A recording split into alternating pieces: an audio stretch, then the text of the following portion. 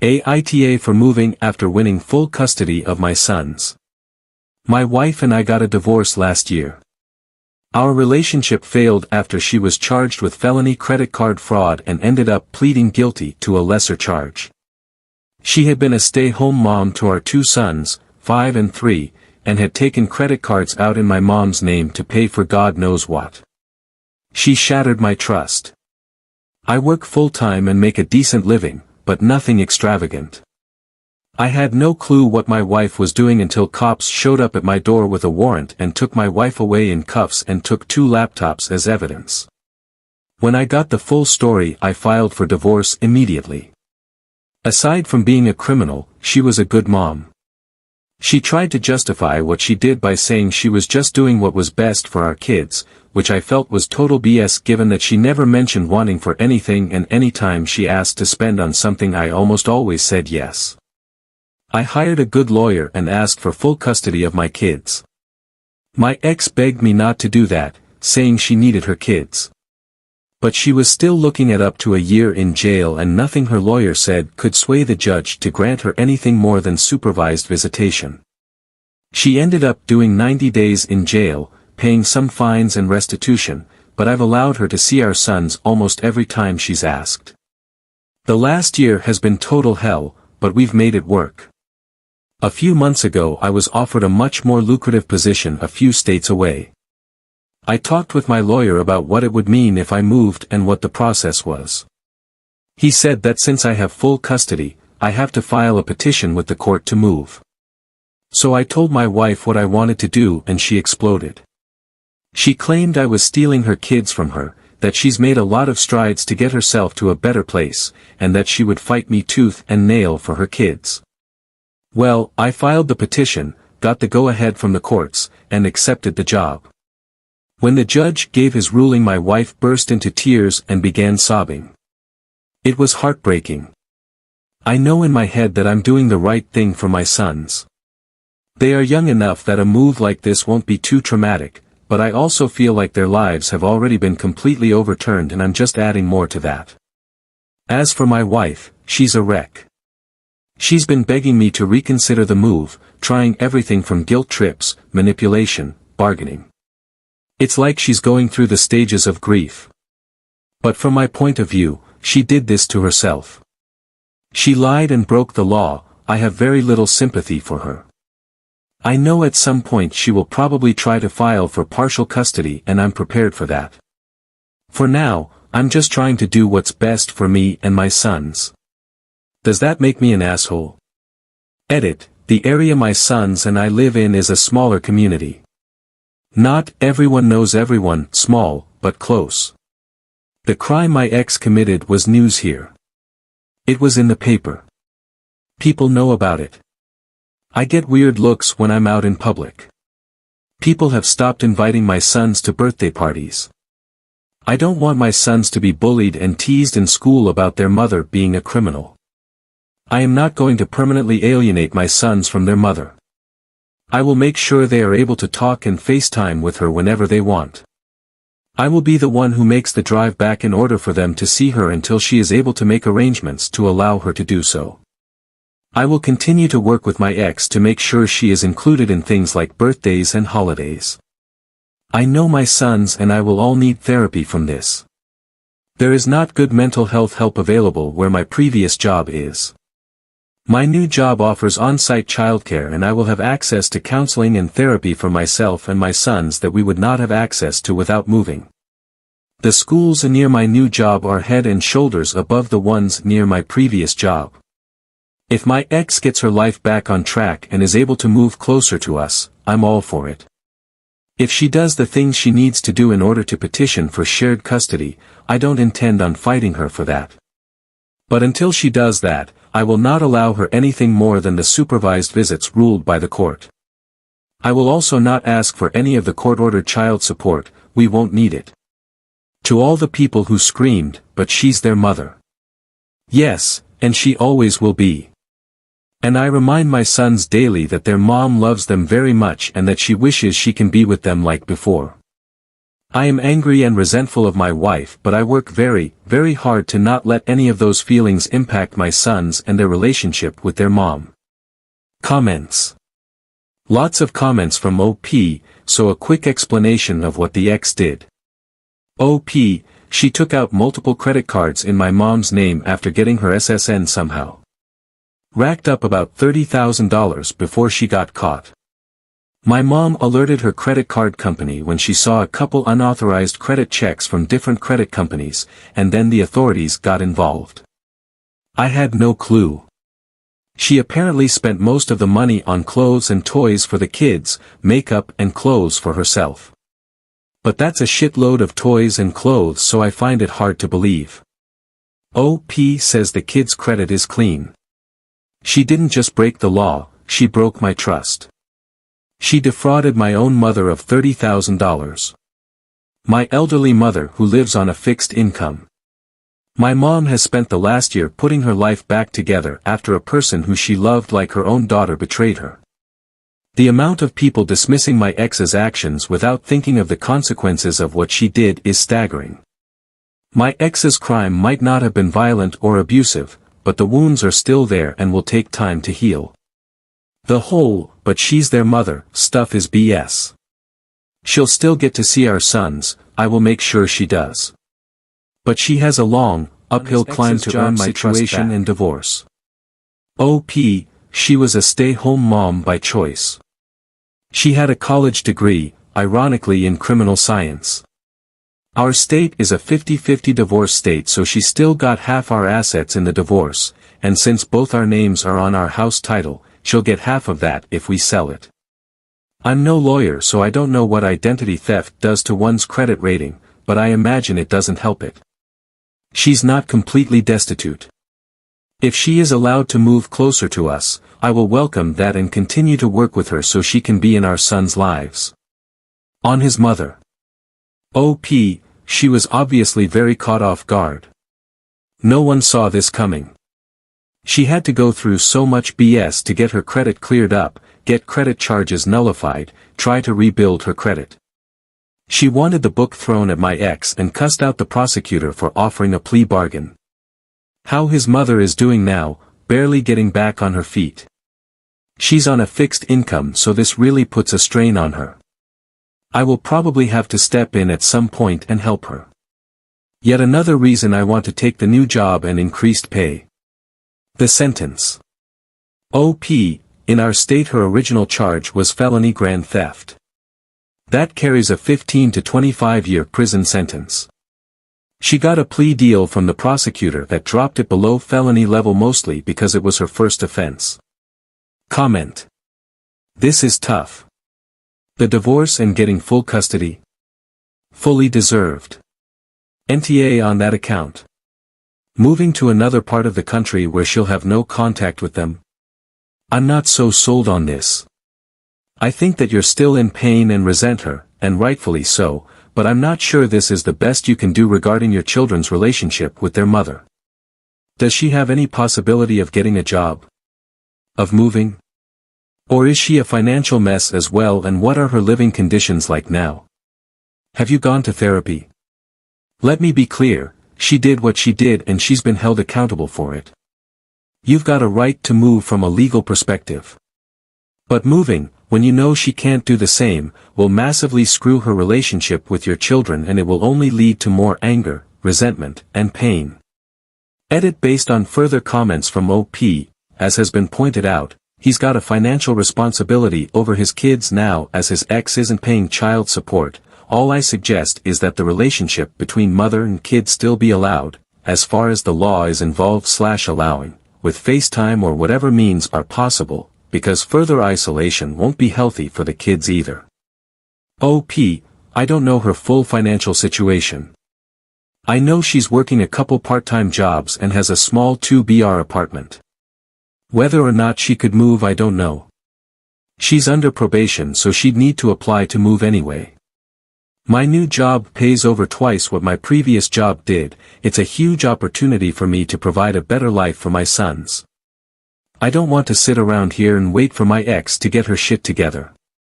Comment. I understand.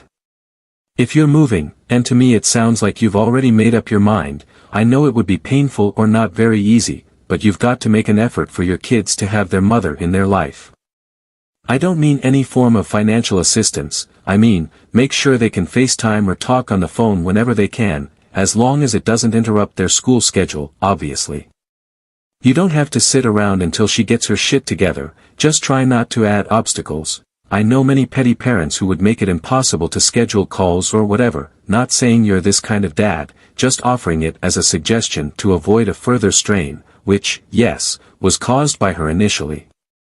OP, I do not intend on isolating my sons from their mother or preventing her from seeing them. But I also will not allow anything other than court-approved, supervised visits. FaceTime and all that stuff, I will work with her to make sure she gets to talk with them. But there will be no weekends at mom's place until the court gives the okay. I'm not saying I believe she will try to run away with my kids, but I also never believed she would defraud my mother of $30,000. Comment. Can I ask something in my most non-accusatory tone? How did she get $30,000 worth of stuff as a stay-at-home mom and you didn't notice? OP, she spent the majority of it on makeup and designer clothes. Comment. Info, how are you going to maintain your son's relationship with their mother? Does she pay child support? If you alienate them from her, they will resent you. She may eventually be able to go back to court with a parental alienation claim. I'm reserving judgment. OP, I haven't put too much thought into that part yet, but I do not intend on completely isolating them from her. If she can figure out a way to see them, I will not prevent that. I imagine holidays will be something we need to figure out as well. But like I said, I do not intend on preventing her from seeing our sons. She's court-ordered to pay child support, but so far I haven't seen a dime and I haven't asked. Comment. You may need to think of it. If she is on probation, she may not be able to come to you, and frankly, I'm not sure she'll be able to afford to travel to you anyway, as she was stay-home mom. I'm not saying that you aren't doing what's best for your kids, but I feel like you are just screwing your ex because you are hurt, angry, sad, all totally valid feelings, about the situation. And using your sons in the process. So, I'm going with ESH, except your sons. OP, I will admit that part of me wants to move so that I can get a fresh start as well. The last year has been total hell for me. I'm trying not to use my kids as pawns here, but I know this job can offer us opportunities that my current job just can't match. Comment. I know they're very young, but have you talked to your kids about the move? They are excited about moving to a new place and a new house. But they don't understand why their mom can't come with them. Update 1 month later. I got a lot of people asking for an update on this situation, and since a few things have changed I figured I would go for it. I did end up taking the new job and moved with my sons. We have been settling into our new lives quite nicely over the last month and things have been going really well. My sons love the new house, they have made friends with some other kids their age in the neighborhood, my job has been going really well and I really couldn't have hoped for things to go better than they have. I got both of my sons into a great therapy program and the three of us have also been doing counseling sessions together. My boys have been adjusting amazingly well and I'm so happy and proud of how they've handled this. We've also made 2 trips back to see their mother since she is still in the process of figuring out what she will be allowed to do in relation to her probation. We've also been doing many video calls a week with her. My sons still don't understand why their mom isn't here with us, but they do seem to grasp that this is going to be their new normal. In comparison with how well myself and my sons are adjusting, my ex is the complete opposite. She is still very angry with me and thinks I'm a complete a-hole. She's frustrated with the process of going through the courts to be allowed to move, she's frustrated that I'm not willing to drive our sons back to see her as often as she'd like, she feels she's being marginalized in their lives and that I am pulling them away from her. When she was complaining about all of this during our last visit, I reminded her that all of those things are consequences of her own actions, and she blew up at me by saying I am kicking her when she's already down and I didn't need to take her sons away from her. I told her how well our sons are doing and how happy they are, and she should be proud of how strong and resilient they've been. She then started begging me to please move back so that she can be closer, because she's not sure the courts will allow her to move and the process is taking too long. I told her that wasn't going to happen, but if there is anything I can do with the court process, that I would be willing to help if I can. I reminded her that I haven't said anything about her not paying the court-ordered child support, but that our boys seem to be in a much better place already, and I'm not going to take that away from them. Every time we have a video call with her, as soon as she says goodbye to our sons, she starts asking me to consider moving back home.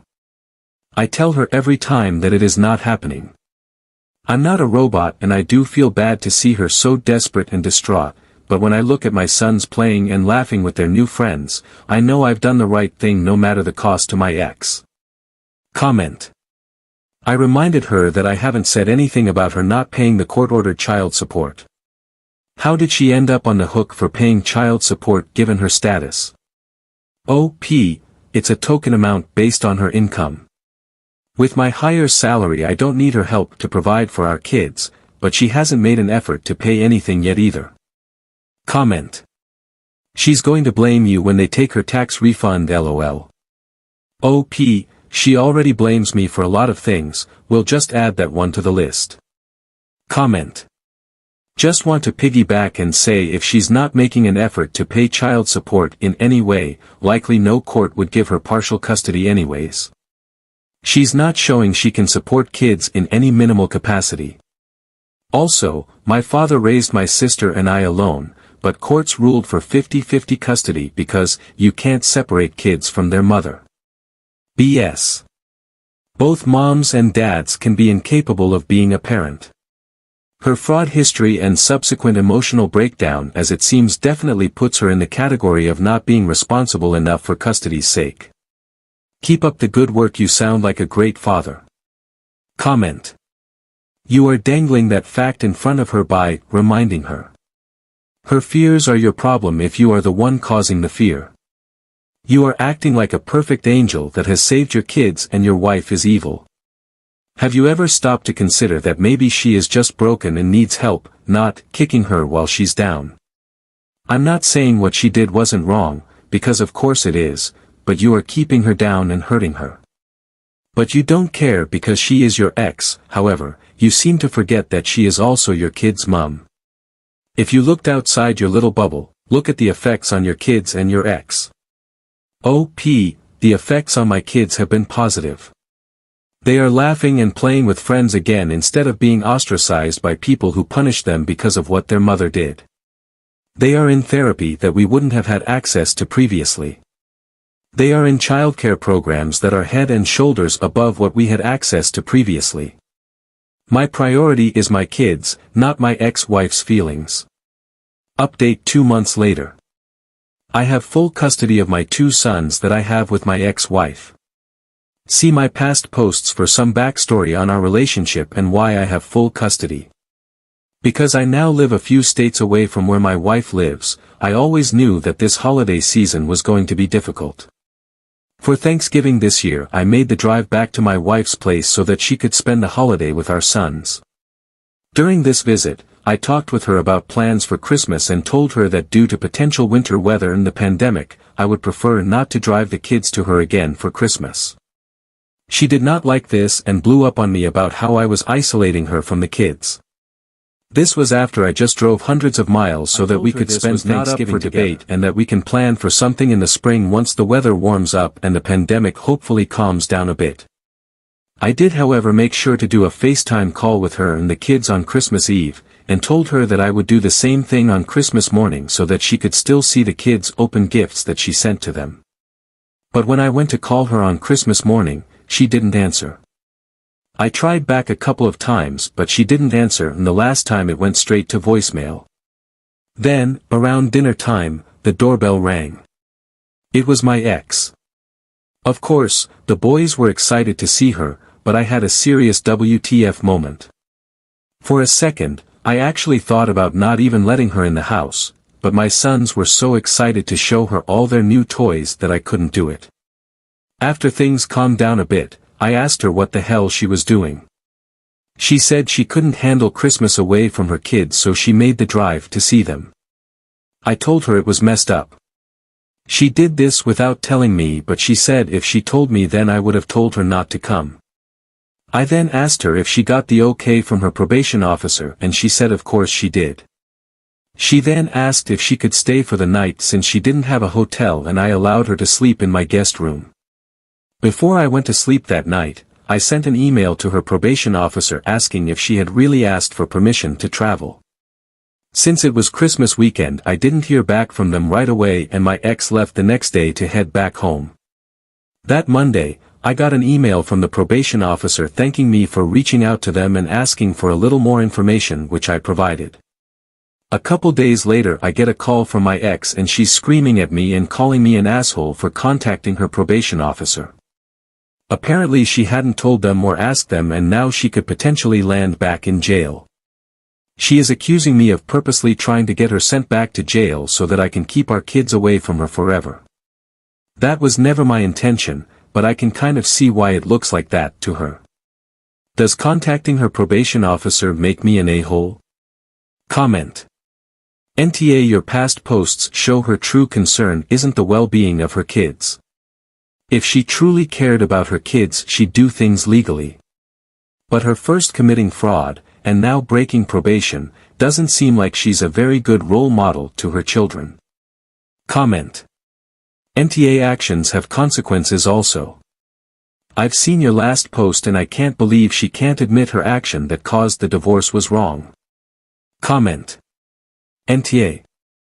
I have been following your posts from the start, and as much as I have empathy for her as a mother, she has never taken personal responsibility for anything.